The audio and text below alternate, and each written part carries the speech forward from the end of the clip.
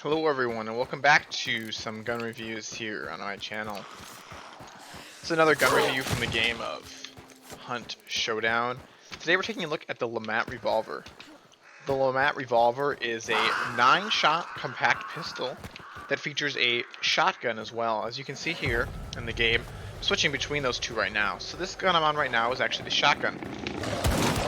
Shotgun is a decent part of this gun. Its damage at range is not so great as can be expected of a shotgun, but it's a decent gun.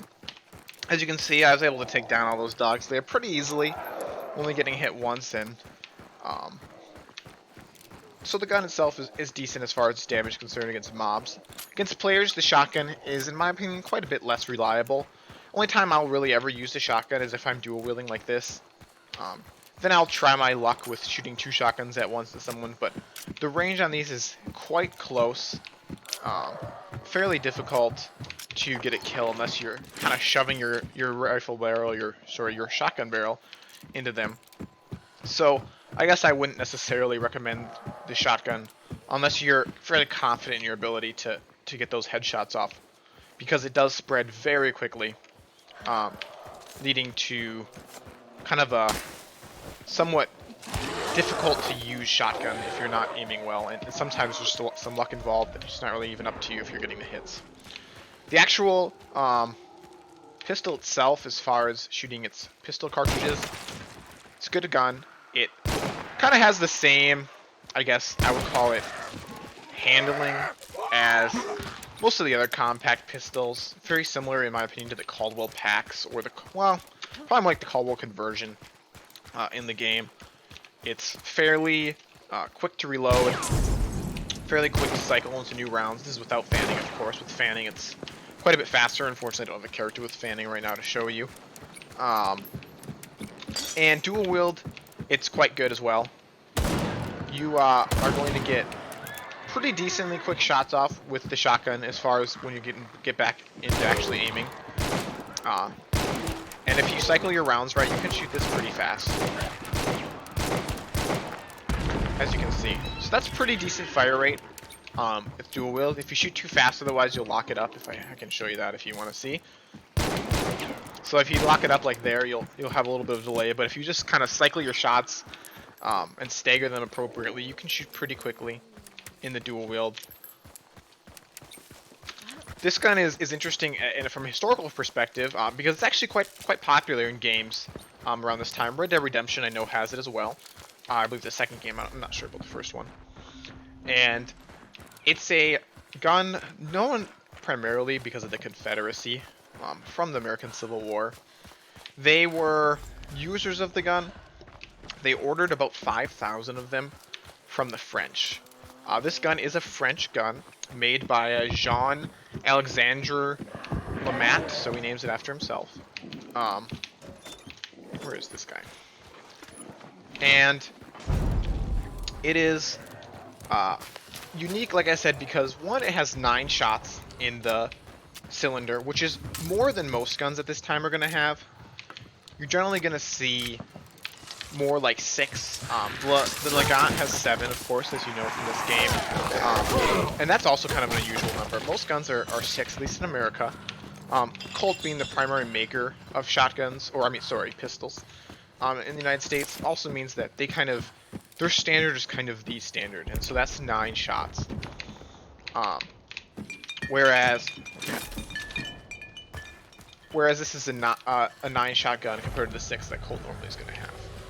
And it also has a shotgun in the middle, which is very unusual. As far as I know, this is the only gun that's like that, is having a shotgun in the middle.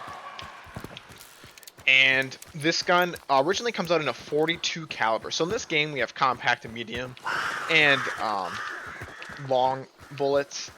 In real life, of course, we're talking about calibers and gauges as far as our guns are concerned. And in this game, compact is generally a smaller, like 36 or caliber round. In real life, this gun's a .42 caliber round, which is an unusual caliber. There's not really anything else in .42 caliber, at least in the Confederate or American arsenal.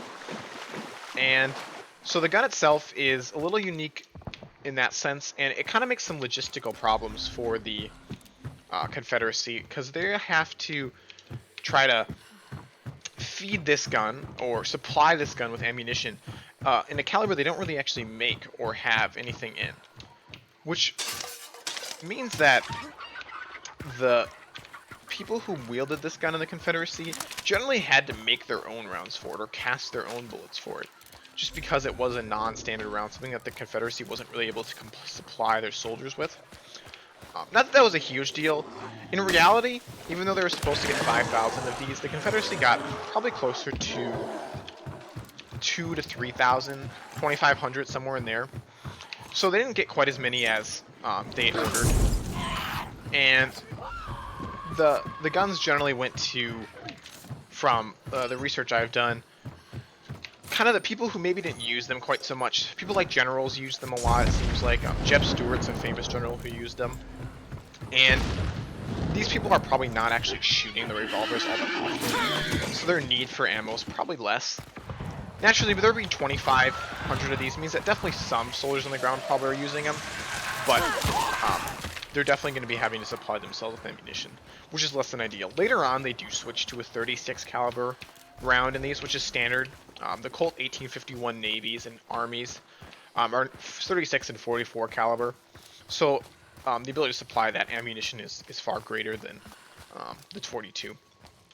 And so this gun in the game, as we can see if we're going to shoot it really quick, when you reload it, it has this gate on the side, and that's where you're going to eject and put in your shells.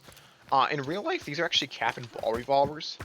What that means is that you, instead of ejecting out a shell case like that, you actually are just pouring in gunpowder, and then you're putting in your bullet. And that's how your round works. I think later on they are converted, but initially there are cap and ball revolvers, which is what most revolvers are in the 1850s. In the 1860s is kind of when we start to see some more cartridge loading guns come around, especially with the American Civil War. The other kind of interesting part about this gun is the shotgun, which is 20 caliber, or 20 gauge rather, initially. Later on it changes to a 28 gauge. Way shotguns work is that the larger the gauge, it's actually the smaller the diameter of the barrel. So a 28 gauge would be a little smaller than the 20 gauge it originally had. Same thing with the bullet, by the way. Bullets are, the larger the caliber, the bigger they are. So if you're going from a 42 to a 36, you're actually decreasing the size of your bullet. Let's see if I can get into a fight here and kind of show you a little bit about the LeMat and how it's going to work for me. Or I'll just get wiped because I'm a solo. We'll see.